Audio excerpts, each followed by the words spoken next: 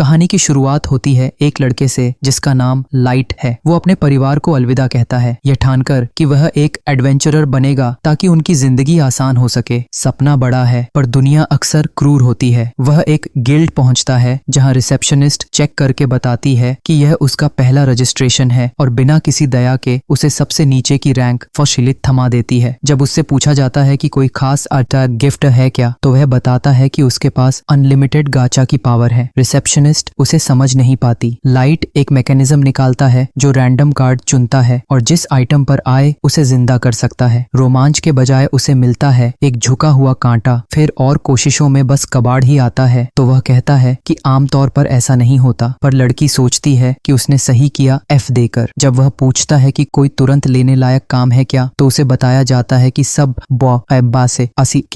Board पर लगे हैं। रिसेप्शनिस्ट देखती है कि उसे पढ़ने में दिक्कत है और बताती है कि इस दुनिया में ह्यूमंस की लिटरेसी कम है। फिर कुछ आसान जॉब्स सुझा देती है। पूरा दिन काम करने के बाद भी जो पैसे मिलते हैं वे केवल एक रात का कमरा ले पाने के लिए होते हैं और खाने के लिए वह अपनी गाचा पर ही उम्मीद लगाए रहता है। फिर उसे कुछ बीस्ट फोल्क मिलते हैं जो उसे गिरा देते हैं। इस दुनिया में ह्यूमंस को कम आंका जाता है और लीडर शिकायत करता है कि उसके कपड़े गंदे हो गए, सारे पैसे छीन लिए जाते हैं। जब वह वापस मांगता है तो उसे लात मारकर वहीं छोड़ दिया जाता है। तभी एक एल्फ साशा मदद को आती है। लाइट डर जाता है कि उसने साशा को गंदा कर दिया तो साशा उसे गले लगाकर शांत कर देती है और अपनी पार्टी से मिलवाती, और वहां सब बेहद हाई लेवल नजर आते हैं। एक गरु बताता है कि उनका समूह कॉनकॉर्ड ऑफ ट्राइब्स है। उनका लक्ष्य 9 रेस को एक पार्टी में जोड़कर डिस्क्रिमिनेशन मिटाना है और उन्हें एक ह्यूमन चाहिए, इसलिए वे लाइट को जोड़ना चाहते हैं। लाइट खुशी खुशी हाँ कर देता है। उसके बाद वे सबसे लंबी और खतरनाक डंजन अबिस में जाते हैं, जहां जैसे ही एक मॉन्स्टर लाइट पर वार करने को होता है, ड्रेको उसे आधा कर देता है और साशा एक और को अपने तीर से निष्ठ कर देती है। साशा सख्त लहजे में कहती है कि अगर लाइट को कुछ भी लगेगा तो वह मर जाएगा, और लाइट डरते हुए माफी मांगता है। बाकी मेंबर्स साशा का चुटकियां उड़ाते हैं कि वह हमेशा लाइट का ख्याल रखती है, जिससे वह शर्माती है और कहती है कि अगर कुछ हुआ तो लोग कहेंगे कि वे अपने साथियों की रक्षा नहीं कर सकते। ड्रागो बताता है कि उसे चिंता नहीं करनी चाहिए क्योंकि वह लाइट की बनाई चाय पसंद करता है। यानी लाइट अपनी छोटी सी यूटिलिटी से भी पार्टी के काम आता है और वह खुश हो जाता है। पर जैसे ही वे आगे बढ़ते हैं, पार्टी अचानक रुक जाती है। लाइट सोचता वे बस थोड़ा आराम कर रहे हैं और चाय बनाने जाता है। तभी ड्रागो कहता है कि उसे पार्टी से निकाल दिया जा रहा है, वजह वह यूजलेस है। वे उसे गालियां देते हैं और लाइट समझ नहीं पाता कि पहले वे इतने अच्छे क्यों थे अगर अब वे उससे नफरत करते हैं। सच ये है कि उनके सुपीरियर्स ने उसके गिफ्ट को ओवर हाइप कर दिया था और उम्मीद की थी कि वह मास्टर बन सकता है, पर असलियत में लाइट को कुछ पता ही नहीं था। साशा उसे मूर्ख मानती है पर राहत भी महसूस करती है कि वह मास्टर नहीं है, क्योंकि वह किसी इंफीरियर रेस से शादी करने के बारे में सोच भी नहीं सकती। ड्रागो कहता है कि उन्होंने बहुत ज्यादा बता दिया था, पर गारू ठंडे स्वर में कहता है कि अब फर्क नहीं पड़ेगा क्योंकि लाइट ज्यादा दिन तक जीवित नहीं रहेगा। फिर गारू उसके चेहरे पर पंजे से वार करता है। लाइट भागने की कोशिश करता है और वे उसकी कराह सुनकर आनंद लेते हैं। साशा उसकी टांग में गोली मारी देती है और गारू उसे पीटता रहता है, पर बाकी कहते हैं कि गारू रुक जाए क्योंकि वे चाहते हैं कि लाइट की मौत मॉन्स्टर्स के हमले जैसी दिखे, ज्यादा छोटे उनकी कहानी को कॉन्ट्रडिक्ट न करें। लाइट खुद को घसीटकर बचने की कोशिश करता है और एक टेलीपोर्टेशन ट्रैप एक्टिवेट कर देता है। ड्रागो कहता है कि गारू देखे कि वह भाग न जाए, पर जब गारू पहुंचता है तो लाइट उनकी आंखों के सामने गायब हो चुका होता है। वह डंजन के किसी और हिस्से में पहुंच गया है। बच गया होना भी अब उस पर भरी पड़ा है क्योंकि जैसे ही वह किसी मॉन्स्टर से टकराएगा उसे मार डाला जाएगा। वह सोचता है कि जिंदगी अन्यायपूर्ण है, उसने कुछ भी गलत नहीं किया और जिन पर उसने भरोसा किया वे ही उसे धोखा दे गए। पर रोने के बजाय वह कसम खाता है कि वह उन सभी को मिटा देगा। लाइट के पीछे अचानक एक लेवल 1000 का मॉन्स्टर कैट आ जाता है। ऐसा क्रीचर जो सिर्फ कहानियों में सुना जाता है। उसे यकीन ही नहीं होता कि वह टेलीपोर्ट होकर अबिस के सबसे गहरे हिस्से में पहुंच गया है। मॉन्स्टर हमला करने ही वाला है और लाइट सोचता है मैं यहाँ मर नहीं सकता, रिवेंज लेना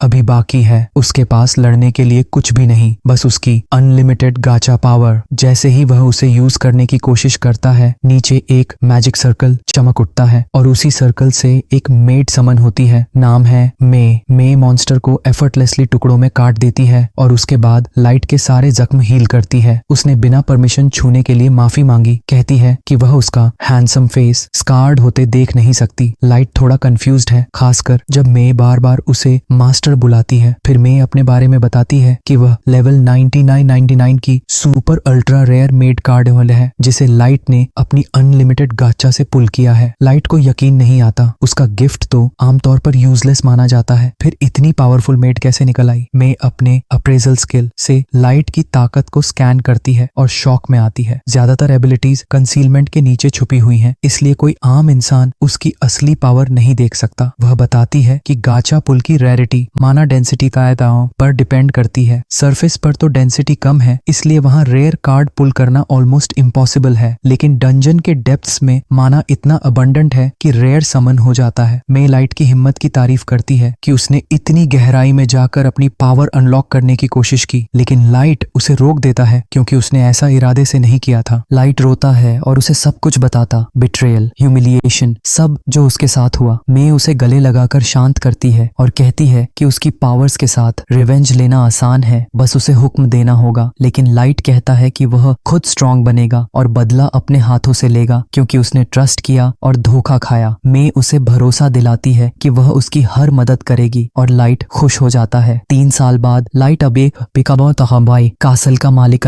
डे है जिसके चारों तरफ उसकी ओ आर्मी ऑफ मेड्स है। वह उनकी मेहनत की तारीफ करता है और सभी मेड्स उसकी वजह से थोड़ा पागल हो जाती हैं। मे पूछती है कि क्या वह उन्हें साइलेंस करे, लेकिन लाइट मुस्कुराता है और कहता है कि उन्हें छोड़ दो क्योंकि वे बस लॉयल हैं। फिर वह शहर जाता है जहां सिटीजन्स बताते हैं कि खाना कम हो रहा है। लाइट अश्योर्स करता है कि एडमिनिस्ट्रेटर को आदेश देगा। वह मे से पूछता है कि बाकी मेंबर्स क्या कर रहे हैं। मे बताती है कि युकी आटे अपर अबिस में स्काउटिंग कर रही है, मैप बना रही है। फॉरेस्ट्स मॉन्स्टर्स से भरे हैं, लेकिन जीनियस टेमर युकी के लिए वो कोई थ्रेट नहीं है। एली मैजिक क्रिएट कर रही है उसके ग्रैंड प्लान के लिए और मे उम्मीद करती है कि वह ओवरवेल्म न हो। नाजुना अपनी यूजुअल कासल पेट्रोल कर रही है। जैसे ही वे वापस कासल लौटते हैं, वहां गे से जैक इंतजार कर रहा होता है। मे इरिटेट होकर कहती है कि उसे लाइट को प्रॉपर एड्रेस करना चाहिए, लेकिन लाइट उसे इग्नोर करता है क्योंकि वह जैक को ओल्डर ब्रदर की तरह मानता है। ट्रेनिंग रूम में लाइट कहता है कि वह पूरा दम लगाकर अटैक करेगा और सीधे जैक के स्टमक में पंच मार देता है जो उसे पीछे धकेल देता है। लाइट कहता है कि अगर ये पंच किसी और को लगता तो वो सरवाइव नहीं करता। इस बीच नाजुना अपनी पेट्रोल पर एनकाउंटर होती है कुछ मेड्स से और कहती है कि ये इम्पोर्टेंट ड्यूटी हुआ है जो लाइट ने उसे दी है। मे की तारीफें सुनकर वह खुश हो जाती है और सब उससे पूछते हैं कि अगला पेट्रोल कौन सा एरिया होगा। मे अभी डिसाइड नहीं करती तो वे रिक्वेस्ट करते हैं कि वह एक स्पॉट चेक कर दे क्योंकि उन्हें वहां जाना मना है। इसी बीच नाजुना लाइट के बेडरूम की तरफ जाती है और नॉक करती है और सरप्राइज, मे वहां बाहर आ रही होती है। नाजुना थोड़ी कंफ्यूज होती है कि मे वहां क्या कर रही है और मे बताती है कि बस एरिया पेट्रोल कर रही थी, लेकिन बेडरूम सेफ जोन है इसलिए वह उसे वापस भेज देती है। मे से नाजुना पूछती है कि लाइट ट्रेनिंग के दौरान वह क्या कर रही थी और मे बताती है कि अपनी मेड कोड के अनुसार मास्टर के बिना भी कुछ न करना सही नहीं है, इसलिए उसने रूम क्लीन किया। जैसे ही नाजुना अंदर जाती है, वह नोटिस करती है कि बेड ऐसा लग रहा है जैसे कोई उसमें गड़बड़ कर गया हो। मे हंसते हुए बताती है कि यह उसकी यूनिक बेड मेकिंग स्टाइल है। नाजुना और जानना चाहती है, लेकिन मे फर्म रहती है और कहती है कि यह ट्रेड सीक्रेट सैमस आता है जो नाजुना को इम्प्रेस कर देता है। मे खुश है कि नाजुना इतनी ब्राइट नहीं है और नाजुना मे से कुछ मैसेजेस डिलीवर करती है जो बाकी मेड्स ने भेजे थे। मे समझ जाती है कि बाकी मेड्स उसे कर्स कर रही थी कि उन्हें बेडरूम में नहीं आने दिया। मे उन्हें हैंडल करने का वादा करती है और नाजुना को कुछ कॉइन्स देती है उसके अच्छे काम के लिए, जिससे नाजुना खुश हो जाती है। मे उसे भी पूछती है कि क्या उसे किसी मदद की जरूरत है। नाजुना पैसे लेकर स्नैक्स खरीदती है और कासल लौटते हुए युकी से टकराती है। नाजुना थोड़ी कंफ्यूज होती है क्योंकि युकी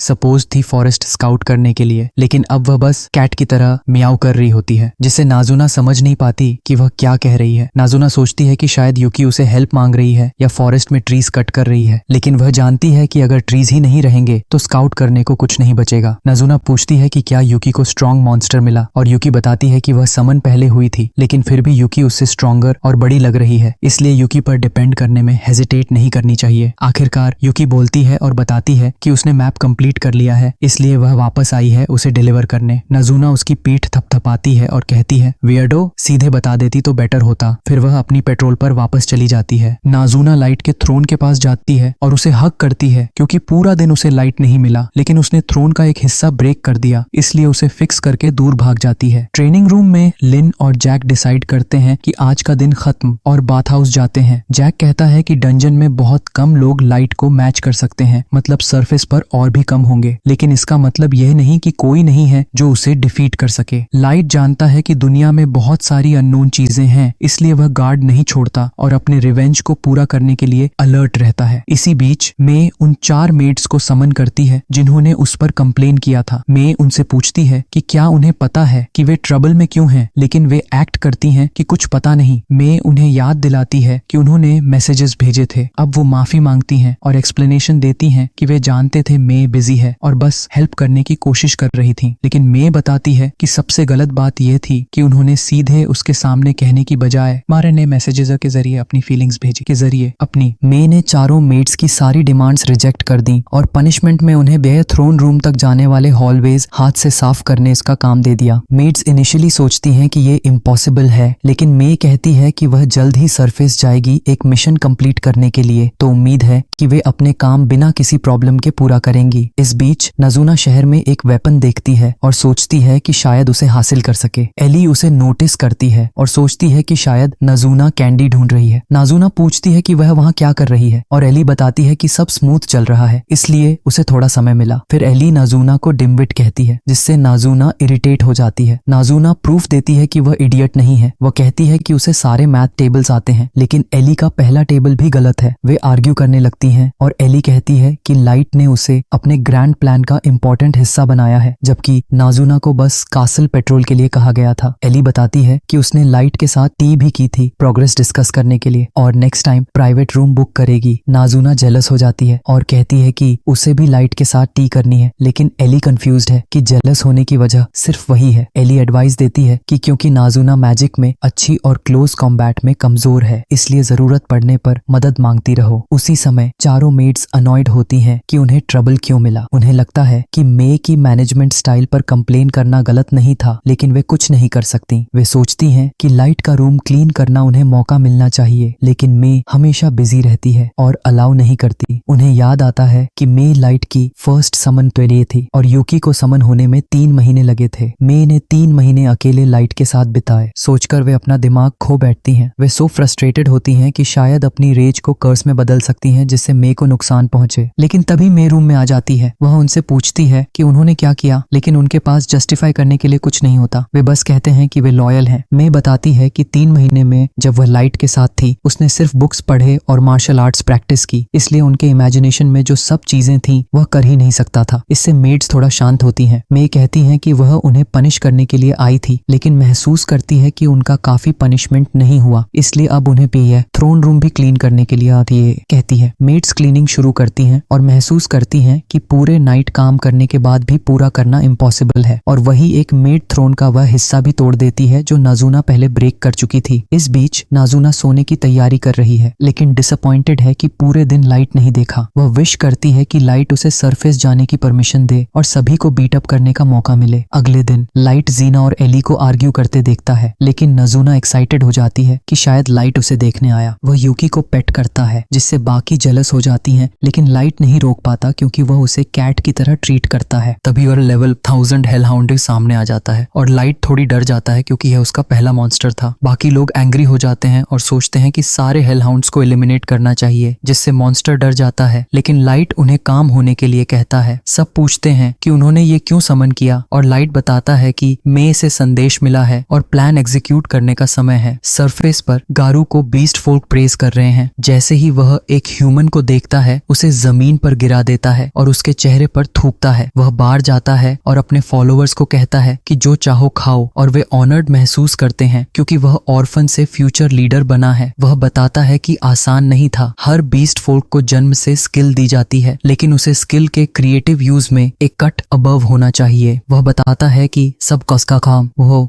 स्मेल तो के बेसम कॉसेस मॉडल में है। वह नोज यूज करके पता करता है कि कौन सा जॉब इजी है और सिर्फ वही क्वेस्ट्स एक्सेप्ट करता है। फॉलोअर्स पूछते हैं कि कॉनकॉर्ड ऑफ ट्राइब्स वो क्या है। गरू ज्यादा नहीं बता पाता, लेकिन उसे याद है कि ह्यूमन एलिमिनेट करना कितना आसान था। उसे परेशान करता है कि लाइट का बॉडी कभी नहीं मिला, लेकिन सोचता है कि लाइट डंजन सरवाइव नहीं कर सकता और मास्टर के बारे में ज्यादा जानने में खुद ट्रबल में पड़ जाएगा। तभी मेज इंटरप्ट करती है और रिवील करती है कि वह लाइट की मेड है, जिससे गारू शॉक हो जाता है। मे बताती है कि वह काफी समय से लाइट को ढूंढ रही थी, जिससे लाइट सोचता है कि शायद उसे पता है कि उसके साथ क्या हुआ था। वह रिवील करती है कि लाइट का नोबल डिसेंट है, लेकिन गारू इसे मानने से से इनकार करता है। मे स्पेसिफिक्स नहीं बता सकती और लाइट सोचता है कि वह झूठ बोल रही है, लेकिन अगर सच भी कह रही हो तो वह उससे काफी पैसा कमा सकता है। मे बताती है कि उसे पता चला कि लाइट एक पार्टी में शामिल हो गया है, लेकिन उसने रूमर्स भी सुने कि वह डंजन में मर गया। गारू पूछता है कि उसे उससे क्या चाहिए और मे कहती है कि उसे एस्कॉर्ट करना है उस जगह तक जहां लाइट आखिरी बार गया था। वह दिखाती है कि उसने उसके लिए कितना पैसा तैयार किया है, जिससे सब शॉक हो जाते हैं। गारू सोचता है कि शायद यह ट्रैप है, लेकिन उसे कोई फर्क नहीं पड़ता क्योंकि अगर मे ने कुछ भी ट्राई किया तो वह आसानी से हैंडल कर सकता है। गारू अग्री करता है कि एस्कॉर्ट करेगा, कहता है कि वह वुल्फ ट्राइब का फ्यूचर लीडर है और अपने बेस्ट मैन से एस्कॉर्ट करवाएगा। वह सोचता है कि अगर पैसा भी न दिया होता तब भी लाइट के लिए मदद करता क्योंकि लाइट उसके भाई जैसा था। डंजन पहुंचते ही गारू सोचता है कि कैसे वह मे को उसके गोल तक पहुंचाने के साथ साथ लाइट के ग्रेव पर उसका शरीर रैविश करेगा। वह बताता है कि जब मॉन्स्टर्स ने अटैक किया था लाइट टेलीपोर्टेशन ट्रैप में फंस गया था, इसलिए उसे कभी नहीं देखा। वह अपने मेन से एग्जिट कवर करने को कहता है और सोचता है कि ह्यूमंस कितने स्टूपिड हैं जो उसके कहे पर भरोसा कर लेते हैं। मे बताती है कि लाइट के लिए उसे बुरा लग रहा है क्योंकि अगर वह थोड़ी जल्दी सर्व करना शुरू करती तो उसे इतनी सफरिंग नहीं सहनी पड़ती। गारू शॉक होता है क्योंकि सच जानने वाले केवल कनकॉर्ड के मेंबर्स और कुछ एलिट एग्जीक्यूटिव्स थे। गारू सोचता है कि शायद मे किसी दूसरी ट्राइब ने भेजा है स्पाई करने के लिए, जिससे मे इरिटेट हो जाती है और बताती है कि उसकी लॉयल्टी सिर्फ लाइट के लिए है। वह अटैक करने को तैयार हो जाती है और गारू ह्यूमन से डर महसूस करता है। तभी लाइट अचानक अराइव होता है और उसे रोकने के लिए कहता है। गारू डिसबिलीफ में है कि वह क्या देख रहा है। लाइट कहता है कि वह 3 साल पहले हुए बिट्रेयल का रिवेंज लेने आया है, लेकिन गारू हंसता है क्योंकि उसे लगता है कि लेवल 15 ह्यूमन का लेवल 150 वाले बीस्ट फोल्क से मुकाबला नहीं कर सकता। वह कहता है कि लाइट ने अपनी मिस्टेक की क्योंकि जब वह उसे मार देगा और उसके बॉडी को लेगा तो कोई उसे बीस्ट फोल्क का किंग बनने से रोक नहीं सकता। लाइट सरप्राइज्ड होता है कि गारू को उसकी सर्वाइवल या मे के साथ रिलेशनशिप के बारे में सवाल नहीं है, लेकिन गारू को कोई फर्क नहीं पड़ता। उसके हिसाब से 2 ह्यूमंस बीस्ट फोल्क पैक के खिलाफ कुछ नहीं कर सकते। 2 बीस्ट फोल्क लाइट पर रश करते हैं, लेकिन मे उनके सिर काट देती है और लाइट उसे थैंक्स कहता है और एग्जिट गार्ड करने को कहता है। सब पैनिक में आते हैं, लेकिन गारू उन्हें काम करता है। कहता है कि ह्यूमंस जैसे इंफीरियर्स सिर्फ चीप ट्रिक्स से ही उन्हें हरा सकते हैं। लाइट जवाब देता है कि शायद इंफीरियर वही है। गारू उसे रोकता है और अपना लेवल दिखाकर डिफरेंस समझाने की कोशिश करता है, लेकिन लाइट की आंखों में देखकर अनॉयड हो जाता है। लाइट पूछता है कि कैसे एक इंफीरियर ह्यूमन 2 बीस्ट फोल्क को एलिमिनेट कर पाया। गारू सोचता है कि शायद लाइट ने कोई मैजिक आइटम यूज किया होगा। सब उसके तरफ रश करते हैं, लेकिन लाइट उन्हें एफर्टलेसली ब्लो कर देता है। गारू डिसबिलीफ में है कि लाइट उससे बेहतर कैसे हो सकता है, इसलिए वह लेवल 500 मॉन्स्टर समन करता है। वह लाइट से कहता है कि उसके सामने 3 साल पहले की तरह बेगवानिया करे, लेकिन लाइट डिसअपॉइंट होकर डिसाइड करता है कि वह हिलेगा नहीं। मॉन्स्टर अपनी माउथ से ह्यूज एनर्जी अटैक शूट करता है, लेकिन सब शॉक हो जाते हैं कि लाइट को एक भी स्क्रैच नहीं लगता। लाइट अपनी तरफ से एक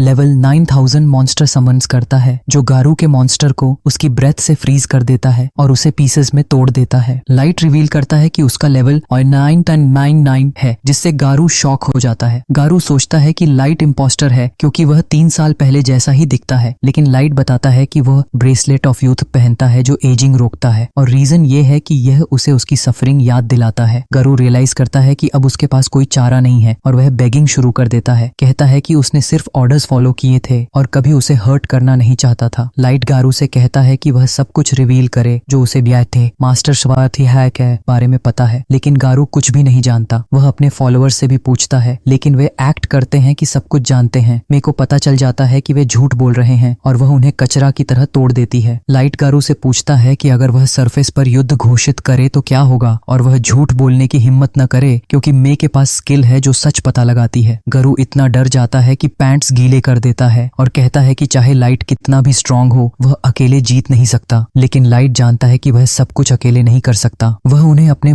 थ्रोन रूम टेलीपोर्ट करता है और गारू अपनी आंखों पर विश्वास नहीं कर पाता जब वह लाइट की आर्मी देखता है। लाइट सभी से अपनी स्टैट्स दिखाने को कहता है और फिर गारू से पूछता है कि क्या उन्हें सरफेस के खिलाफ जीतने का भरोसा है, लेकिन गारू इतने शॉक में है कि कुछ कह ही नहीं पाता। गारू रियलाइज करता है कि यही लोग थे जिन्होंने लाइट को वह मॉन्स्टर बनाया जो दुनिया को इंस्टेंट में डिस्ट्रॉय कर सकता है। वह पूछता है कि क्या लाइट गॉड बनने की सोच रहा है। लाइट वर्ल्ड की ट्रूथ को छुपा रहा है और कहता है कि वह या तो ब्लेसिंग देगा या डिस्पेयर में डुबो देगा, सब कुछ उसके इस गिफ्ट पर डिपेंड करता है। लाइट अपने गांव लौटता है लेकिन उसे डिस्ट्रॉयड पाता है। उसके भाई बहन सिविलियन की बॉडीज नहीं मिली, इसीलिए वह उम्मीद रखता है कि वे अभी भी जीवित हैं। नाइट में गोल्ड पूछता है कि क्या वह तैयार है, क्योंकि वह वहां कैंप नहीं करना चाहता। असैसिन नेमू सोचती है कि गोल्ड इनसेंसिटिव है और वे लॉयल्टी को लेकर आर्ग्यू करते हैं, लेकिन लाइट उन्हें काम कर देता है। वह कहता है कि उनके पास वर्ल्ड से लड़ने की शक्ति है, लेकिन उन्हें पहले बाकी नेशंस की स्ट्रेंथ पता करनी चाहिए। वह जानना चाहता है कि मास्टर होना क्या होता है, क्योंकि यही वजह थी कि उसका विलेज डिस्ट्रॉयड हुआ। गोल्ड उसे चेतावनी देता है कि सरफेस पर रहते हुए अपना ब्लड लस्ट कंट्रोल में रखे, क्योंकि लोग उसकी ऑरा सह नहीं पाएंगे। लाइट मास्क पहनकर डार्क माइंड के नाम से सरफेस जाता है ताकि कॉनकॉर्ड मेंबर्स उसे पहचान न पाएं। वे डोडो सिटी पहुंचते हैं, जहां लाइट पहले एडवेंचरर के रूप में लेवल अप करने की योजना बनाता है, लेकिन वे लैंडिंग करके वॉक करना चूज करते हैं ताकि ज्यादा अटेंशन न खींचे। नेमू सोचती है कि गोल्ड ऑलरेडी बहुत नोटिसेबल है। रास्ते में उन्हें ड्वार्व्स के अटैक का सामना करना पड़ता है, लेकिन गोल्ड तुरंत नोटिस हो जाता है और वे क्विकली डील कर लेते हैं। कर्नल और उसका बेटा उन्हें कैरेज में राइड करने देते हैं और सोचते हैं कि ये फेमस एडवेंचरर्स हैं। लाइट कहता है कि वे बस स्टार्टिंग में हैं और रैंक अप करने की कोशिश कर रहे हैं। कर्नल बताता है कि डॉक्टर्स डंजन इस काम के लिए परफेक्ट है, क्योंकि ये बहुत लोगों को अट्रैक्ट करता है और वह वहां का इन रन करता है। लाइट और बाकी लोग गेट पर उतरते हैं। नामी गोल्ड को लो प्रोफाइल रखने की रिमाइंडर देती है। वे गिल्ड जाते हैं, लेकिन जब रिसेप्शनिस्ट लाइट को लोवेस्ट NF रैंक देती है तो नामी फ्यूरियस हो जाती है और डिमांड करती है कि उसे विंडेस रैंक दिया जाए। रिसेप्शनिस्ट कहती है कि कुछ नहीं किया जा सकता। लाइट अपोलोजाइज करता है और एक्सेप्ट कर लेता है। निम्यूए रोती है कि लाइट को अपोलोजाइज करना पड़ा, लेकिन लाइट कहता है कि कोई बात नहीं और वे कर्नल के इन की ओर जाते हैं। कर्नल कहता है कि अगर कुछ चाहिए तो हेजिटेट मत करना। लाइट पूरी टॉप फ्लोर रेंट करने के लिए कहता है 1 महीने के लिए। वह फ्लोर पर एंटी सर्वेलेंस मैजिक यूज करता है और निम्यूए और गोल्ड को रिलैक्स करने को कहता है। निम्यूए जानती है कि लाइट कितना स्ट्रांग है, लेकिन उसे सरफेस पर आने का रिस्क लगता है। वह सोचती है कि क्यों वह ऑर्डर्स अबिस से नहीं देता। लाइट इस पर सोचते हुए इरिटेट होता है कि शायद निम्यूए उसकी रिवेंज में इंटरफियर करने की कोशिश कर रही है। गोल्ड मूड लाइटन करता है और लाइट की तारीफ करता है कि वह रिवेंज अपने हाथों से लेना चाहता है। लाइट अपोलोजाइज करता है कि ओवर रिएक्ट कर गया, क्योंकि नाओमी सिर्फ उसकी चिंता कर रही थी। वह अपनी लॉयल्टी रिन्यू करने के लिए कहती है और लाइट उसे सबमिशन में फुट किस करते हुए देखता है, जबकि गोल्ड सोचता है कि शायद वह परवर्ट है। वे डंजन की ओर बढ़ते हैं, लेकिन नोटिस करते हैं कि कोई नहीं है। लाइट मेंशंस करता है कि ड्वार्व्स और एल्व्स के बीच डंजन ओनरशिप को लेकर डिस्प्यूट है। रास्ते में 3 हुडेड लोग लाइन कट करते हैं और लाइट इमीडिएटली उन्हें कॉल आउट करता है। लीडर को विश्वास नहीं आता कि एक ह्यूमन उसे ऐसे बोल रहा है और वह लाइट को लेसन सिखाने को तैयार होता है, लेकिन उसका कंपेनियन रोक देता है, सोचकर कि सीन बनाना सही नहीं है। वे लाइन के पीछे चले जाते हैं, लेकिन उन्हें बताया जाता है कि अब भी खेल खत्म नहीं हुआ है। सभी लाइट की तारीफ करते हैं कि उसने बोलकर सिचुएशन हैंडल किया। बच्चे अपोलोजाइज करते हैं कि उन्होंने कुछ नहीं कहा, लेकिन लाइट उन्हें कहता है कि कोई बात नहीं। बच्चे वंडर करते हैं कि क्या गॉड्स आर्मर सच में गोल्ड का बना है, लेकिन नाओमी बताती है कि यह सिर्फ पेंट है, क्योंकि गोल्ड मेटल के रूप में बहुत सॉफ्ट होता है और आर्मर बनाने के लिए सही नहीं है। बच्चे सोचते हैं कि क्या यह उनकी पहली बार डंजन में एंट्री है और लाइट पूछता है कि वे कैसे बता सकते हैं। वे बताते हैं कि डंजन के लेवल्स नॉर्मल से बड़े हैं, इसलिए ज्यादातर लोग सप्लाईज लेकर ओवरनाइट कैंप करते हैं। आखिरकार वे डंजन में एंटर करते हैं और वंडर करते हैं कि अंदर क्या मिलेगा, क्योंकि उन्होंने कभी डंजन नहीं देखा। निम्यूए डिटेक्ट करती है कि आसपास कोई नहीं है, इसलिए लाइट अपने कार्ड्स यूज करता है ताकि वे उड़कर नेक्स्ट फ्लोर जल्दी से ढूंढ लें। इसी बीच हमें पहले वाला एल्फ काइडो दिखाई देता है, जो ऑर्क्स की एक ग्रुप स्लॉटर कर रहा है और वह अभी भी गुस्से में है कि लाइट ने उसे डिसरिस्पेक्ट किया। पता चलता है कि वह व्हाइट नाइट्स में यंगेस्ट एक्सेप्ट होने वाला एल्फ था, strongest force of the L1 kingdom, और उसके पास मास्टर का ब्लड दारिद है। उसका कंपेनियन उसे काम करने की कोशिश करता है और 3rd फ्लोर तक जाने की अर्जेंसी बताता है। काइडो सोचता है कि उसे उसके लेवल के कारण लुक डाउन किया गया, क्योंकि उसका लेवल कैप्ड एट 1500 है। वह चाहता है कि वह और स्ट्रांग हो, क्योंकि उसके पास मास्टर का ब्लड है। वह लाइट की मदद करने का प्रॉमिस करता है, लेकिन अंदर से योजना है कि उसकी जरूरत खत्म होने के बाद उसे एलिमिनेट कर देगा। 3री फ्लोर पर ट्रोल्स को डिफीट करने के बाद लाइट दूसरों को मैजिक स्टोन्स कलेक्ट करने का ऑर्डर देता है ताकि प्रूफ रहे कि वे वहां पहुंचे। जैसे ही वे बाहर जाने की कोशिश करते हैं, वे वही बच्चे देखते हैं जो अर्लियर गॉब्लिन से लड़ रहे थे। बच्चे उन्हें खत्म कर देते हैं, लेकिन लाइट अचानक अपीयर होता है और वे देखते हैं कि उसने उनके मेज पर अटैक करने वाले स्नेक को रोक दिया। बच्चे फिर से उसकी शुक्रगुजारी करते हैं। नेहेमाया सेंस करता है कि कोई एनिमी अप्रोच कर रहा है और फॉरेस्ट से अचानक वुल्व्स का एक पैक निकल आता है। बच्चे भागने लगते हैं, लेकिन वुल्व्स उन्हें इग्नोर कर देते हैं। तभी वे समझते हैं कि और कुछ है और एक जायंट साइद मैंटिस सामने अपीयर होता है।